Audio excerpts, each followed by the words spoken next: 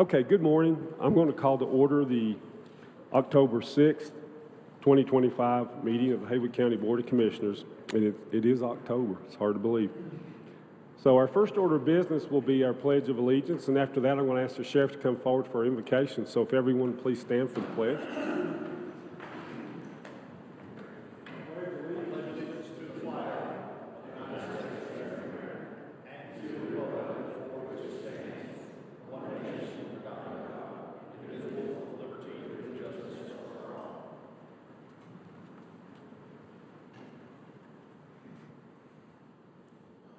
Please have a seat.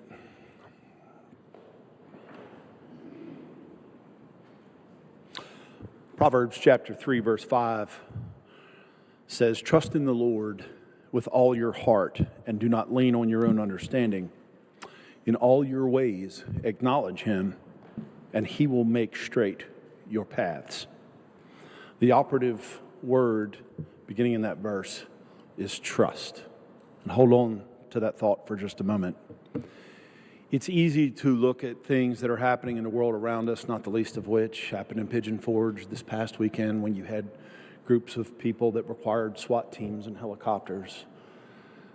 We don't have to talk about the national events we've seen that shock the conscience, the division, the arguments that surround us.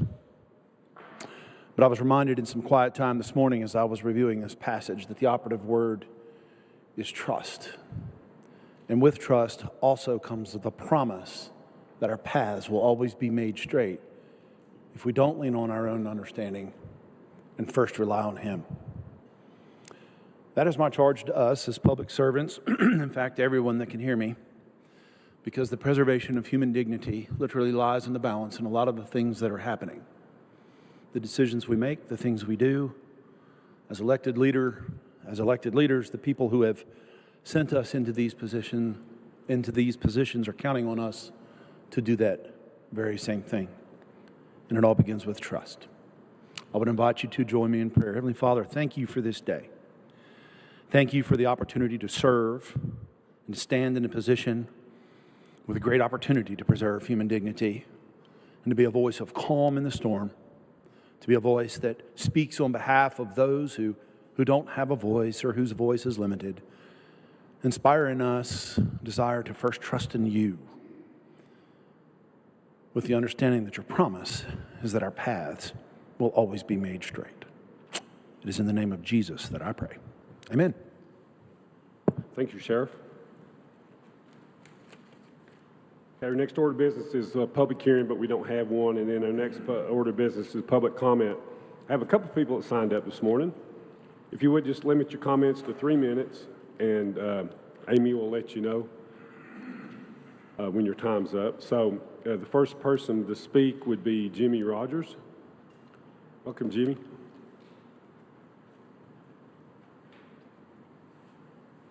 Good morning, Chairman Ainsley, Vice Chair Rogers, and Commissioners. Thank you very much for this opportunity. Moorhead.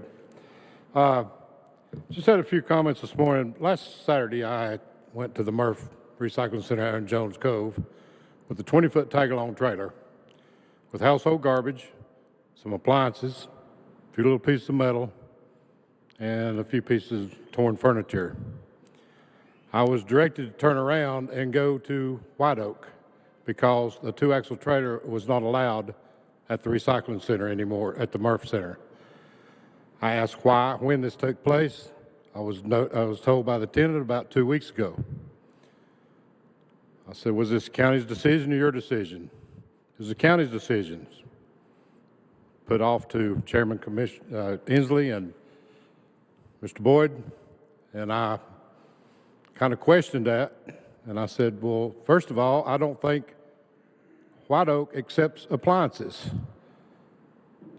So I ended up making 3 trips, went and got a little single axle trailer and cleaned my pickup truck out and made 3 trips back and forth from my business to Jones Cove.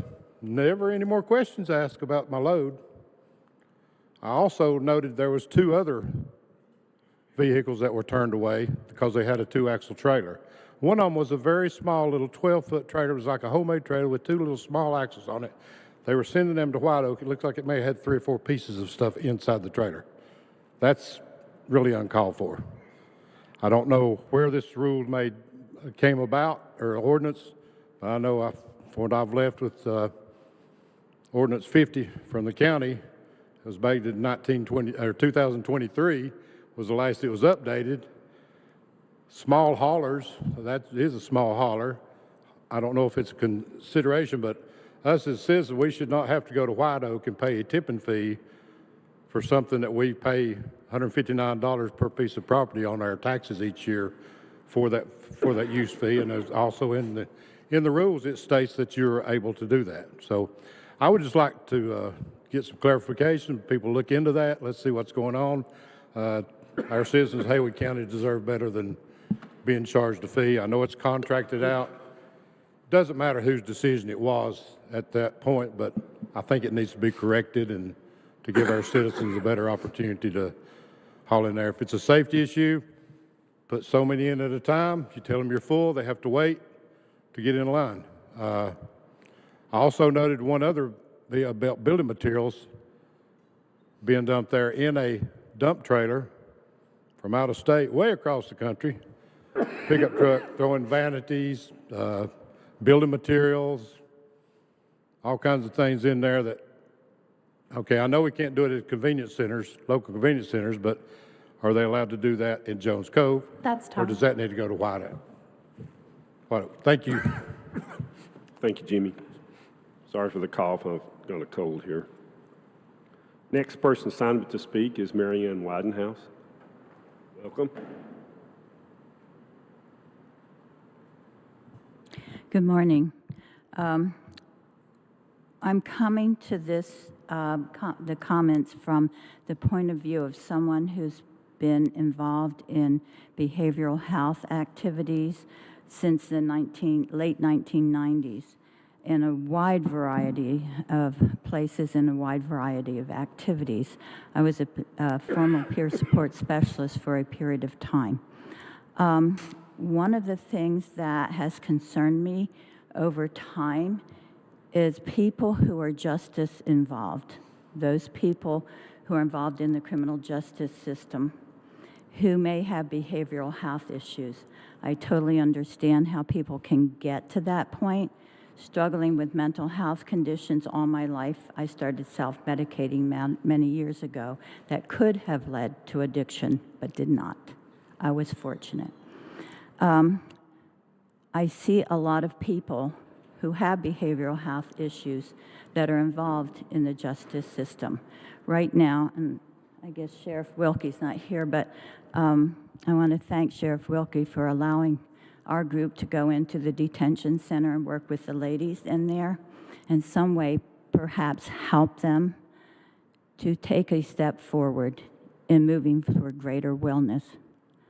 I'm with NAMI, National Alliance for Mental Illness, in that capacity, but I'm also in a variety of other positions.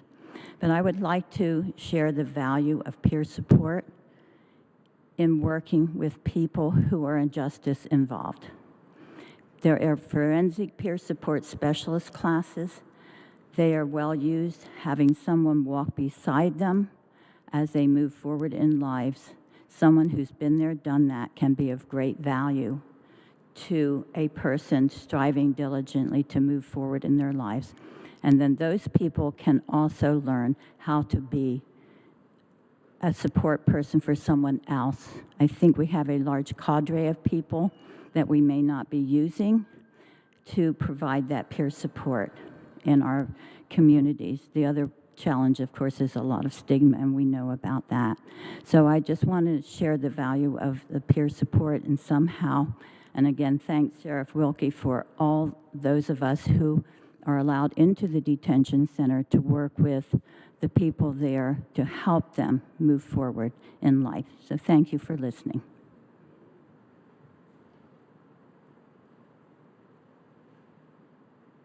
Thank you, Ms. Whitenhouse, for your comments, and I think that is all we have that is signed up to speak. Is there anyone else that would like to address the board at this time? All right, seeing none, we will move on to constituent concerns. Does anybody have any constituent concerns? Jennifer? Tom? Yes, I've Concerning the speaker about the MRF, the convenience center, I've had several calls on that as well. And to your point, we're going to have a special meeting, the Solid Waste Committee, to address that after this meeting. Not only you, but other people have had problems as well, and we'd like to get that fixed and better serve the public and work with our contractor. And we're going to be working through some issues on that. Have one? Just to echo the same thing, I've talked to the county manager this morning, actually, about that same situation. Just want to make sure it's clear for everybody that, going forward, what the method for disposal of garbage and things is, so. I want to say about the same thing too. I've had several calls on that for the last couple of weeks, and I've talked to the county manager last week about it, and they've been working on it. And there's going to be a meeting after this meeting to address all those situations. So we appreciate everybody letting us know about it. Thank you.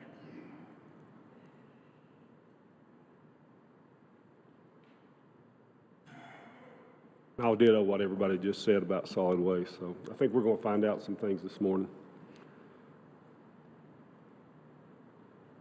Okay, anybody else? Okay. Thank you, Brandon, for taking over. I got this cold and it's coughing. You just start coughing, you can't stop.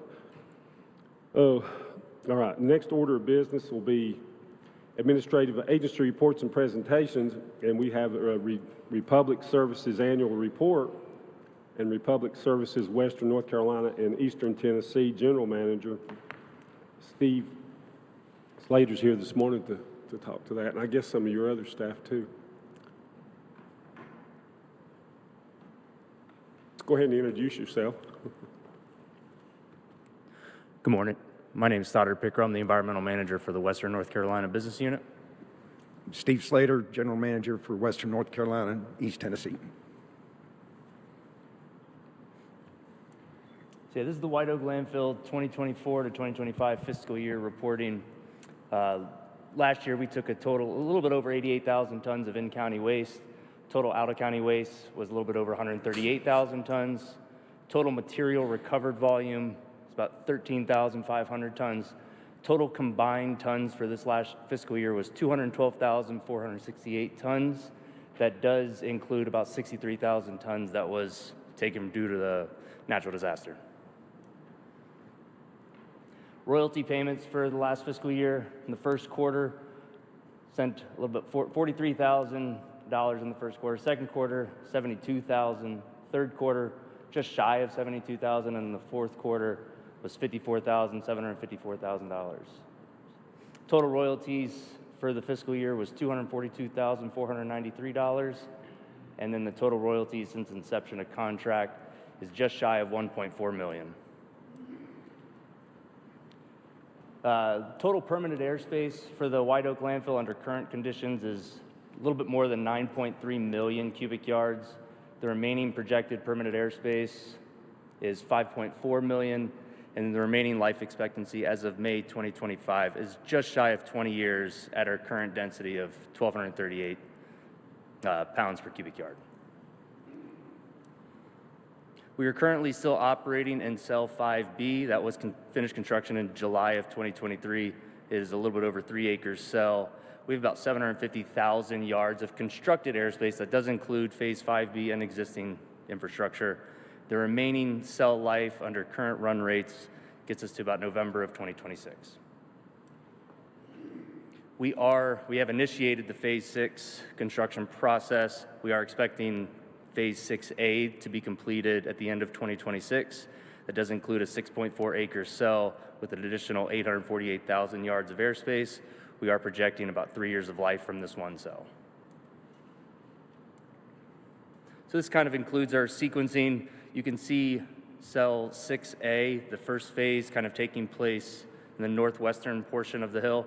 We will be installing an under drain to kind of adjust some liquids that may be associated with the stream, but we are shifting an entire stream to construct this airspace. Next slide will show that.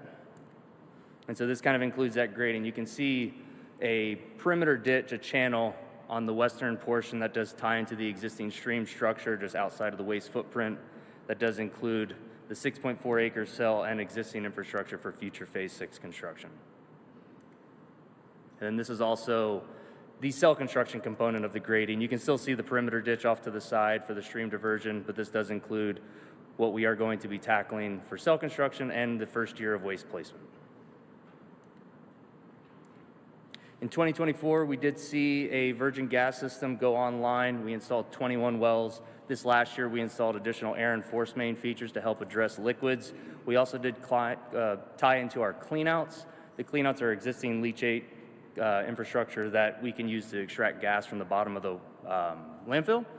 We did see a lot of improvements from that. In 2024, we were sitting around 500 SCFM in just general gas infrastructure from our wells alone. When we did tie in the cleanouts, we saw a bump of about 200 SCFM. We're pretty excited about that. This is the plans next year. You can see some additional air and force main infrastructure tying into new wells that'll be placed where areas of need have been located. You know, need is based solely on, you know, is there gas push? Is there anything at the surface that may require any sort of implementation, or just a gap in the system? We can see that there may be a location we can extract some gas from older areas. We also are tying in some laterals into the new cell, kind of in the bottom left portion of this. Now you can see the horizontal features that'll go into the base of the waste. So for the remainder of this year, Q3, we're in Q4 now, we are spending almost $3 million for the Phase 6 construction. We are planning a winterization after Thanksgiving. We won't be working, at least in areas that may be susceptible to environmental issues, until probably March 1st, once winter breaks. We will continue cell construction into Q1 and Q2. A little bit less than what we're doing this year, but it's, again, in excess of $2 million. And then we are doing gas construction kind of at the end, at the transitioning of the end of the phase cell construction into tying into additional landfill gas infrastructure to get our cell operating. Just on the gas system, we spoke with the solid waste board the other week. So far, the early returns are exceeding our expectations in both flow and quality of the gas. It is very viable for a landfill gas to energy project. And it's in its infancy. We're really just getting going. We're going to have to upgrade the flare skid because we're getting close to the capacity of that flare skid already. And we weren't expecting to have to expand capacity to flare for like 2 years. So it's far exceeding our expectations of what it's generating and the quality, which is good news. Any questions from the commissioners on anything?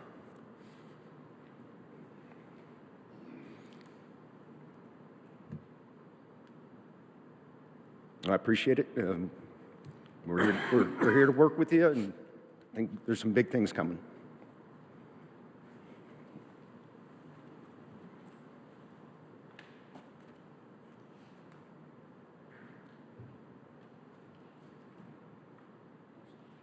Maybe I should have made a comment while you guys were standing up there, but that's all right. We appreciate the Republic and our relationship with them. Commissioner Long and myself sit on the solid waste board, and we do meet with Republic quite often and keep an eye on everything. I know when I was first elected, I wanted to be on that solid waste board so that we could keep an eye on our landfill. We know that it is a nice to have, and there's not any other ones being permitted in the area, and at the moment that could change. But we appreciate the relationship we have with these guys because they are open to us. I know that when I was elected, like I said, there was a concern that the landfill wouldn't last as long as we were projecting it to. And not only are we meeting those goals, but I think we're exceeding them, you know, by gaining airspace and stuff like that. And I also want the public to know that by allowing the public to run that landfill for us, it's saving the taxpayer dollars, a lot of dollars every year by allowing that to happen. You could see there it's costing almost $3 million for that other sale.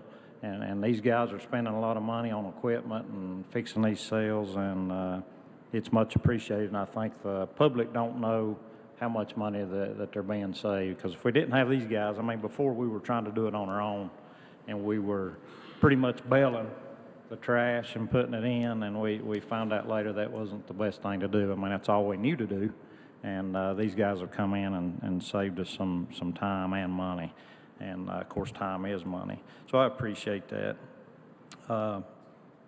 Also, I know that John takes care of the landfill down there, and anytime there's an issue or a problem, he's just a phone call away. I know I can pick the phone up and call John, and he answers and takes care of whatever problem we've got. And, again, just a relationship we have with these guys, and the dollars that I see being saved down there is very great. So we appreciate that relationship. Thank you, Brian. We had projected $2 million a year in savings in 2011, so that's a lot of savings every year. So since we've started this in 2011, that'd be 14 years, that's $28 million roughly that our taxpayers have saved. Okay, next order of business will be discussion or adjustment to the agenda, but I don't have anything. Does anybody have anything? And then after that is our consent agenda. Does anybody have any questions on the 3 items on the consent agenda?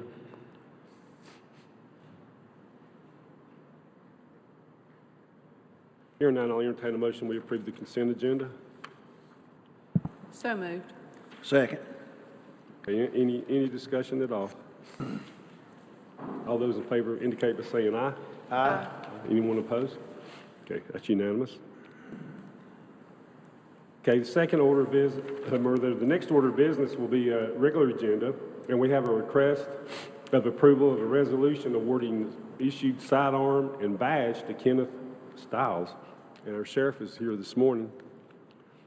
And we'll also be doing the same to Sean Aaron.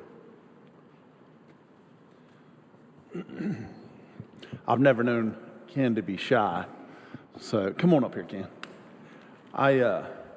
Before I read this proclamation, I want to say a few things about Sergeant Stiles. He served 21 years in law enforcement. The last 11 have been in Haywood County. Most of that was served as the supervisor in Clyde for the 4 deputies that work there consistently on behalf of the town of Clyde. Ken has done an outstanding job. He is a cop's cop. He knows how to talk to people. He knows how to do his business. He knows how to, I'll say de-escalate. It's a much overused term, but his mere presence in certain situations to calm situations is remarkable.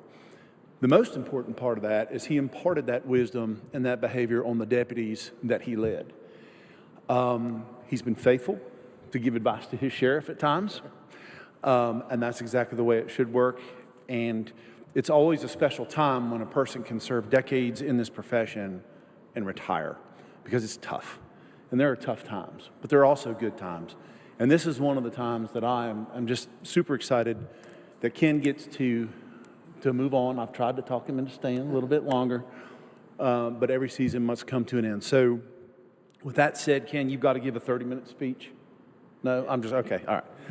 Just kidding. I'm going to go ahead and read this. Whereas Kenneth Stiles joined the Haywood County Sheriff's Office as a deputy sheriff on April 14, 2014, and has held the rank of deputy and sergeant while serving the Haywood County Sheriff's Office. And whereas Kenneth Stiles' service and dedication to the Haywood County Sheriff's Office, the citizens of Haywood County, and his many accomplishments in the field of law enforcement during his 11 years of service to our community and to the profession are hereby recognized and commended.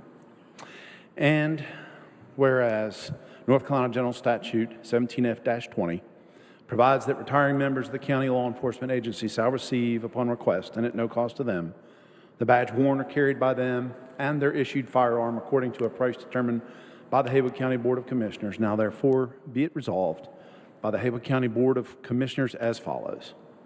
Sheriff William Bill Wilkie is hereby authorized in accordance with the provisions of North Carolina General Statute 17F-20 to allow the transfer to Kenneth Stiles, the badge worn to him by him during his service with the Haywood County Sheriff's Office.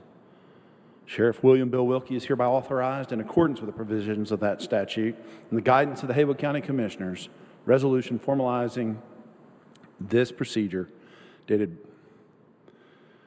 is awarding of his issued sidearm to retiring Sheriff's County Deputy Sergeant Kenneth Stiles to allow the transfer to him of his issued service sidearm Glock Model 45. Be it further resolved that the Haywood County Board of Commissioners recognizes and thanks Ken Stiles for his dedicated service to Haywood County and its citizens. Ken, you will be missed, but we're only a phone call or a stop away. So, thank you very much.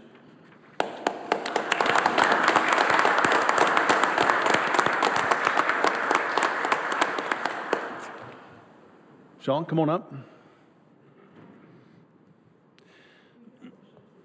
No. Go ahead, do you want to call for it first? Yeah, go ahead. I make that motion that we approve the resolution to award the firearm and the badge. Okay, all in favor, say aye. Aye. Okay, it's unanimous. Sorry All about right. that. The second of these is also very special to me. Deputy Sean Aaron and I actually went to high school together. We ran track together, which obviously was a long, long time ago. But I have known Sean since that time, and he is a man of great spirit and has been very committed to this profession. He has served in a number of positions in law enforcement, even in other states, was with the Clyde Police Department when the Sheriff's Office took responsibility under contract there, and he has done nothing but continue to serve with honor and dignity and pride, and I'm proud to call him a friend and fellow classmate. I'm going to go ahead and read this before I get choked up anymore, Sean. You will be missed. But whereas Sean Aaron joined the Haywood County Sheriff's Office as a deputy sheriff on September 3rd, 2020, and has held the rank of deputy while serving the Haywood County Sheriff's Office, and whereas Sean Aaron's service and dedication to the Haywood County Sheriff's Office, the citizens of Haywood County, and his many accomplishments in the field of law enforcement during his 5 years of service to our community and to the profession are hereby recognized and commended. And whereas North Carolina General Statute 17F-20 provides that retiring members of county law enforcement agencies shall receive, upon request and at no cost to them, the badge worn or carried by them and their issued firearm according to a price determined by the Haywood County Board of Commissioners. It is now, therefore, be it resolved by the Haywood County Board of Commissioners as follows. Sheriff William Bill Wilkie is hereby authorized, in accordance with the provisions of North Carolina General Statute 17F-20, to allow the transfer to Sean Aaron the badge worn by him during his service with the Haywood County Sheriff's Office. Sheriff William Bill Wilkie is hereby authorized, in accordance with the provisions of that same statute and with the guidance of the Haywood County Commissioners, to award his issued sidearm, the issued sidearm of retiring Haywood County Sheriff's Deputy Sean Aaron, issued service sidearm Glock Model 45. Be it further resolved that the Haywood County Board of Commissioners recognizes and thanks Sean Aaron for her dedicated service to Haywood County and its citizens. Thank you, Sean. You'll be missed.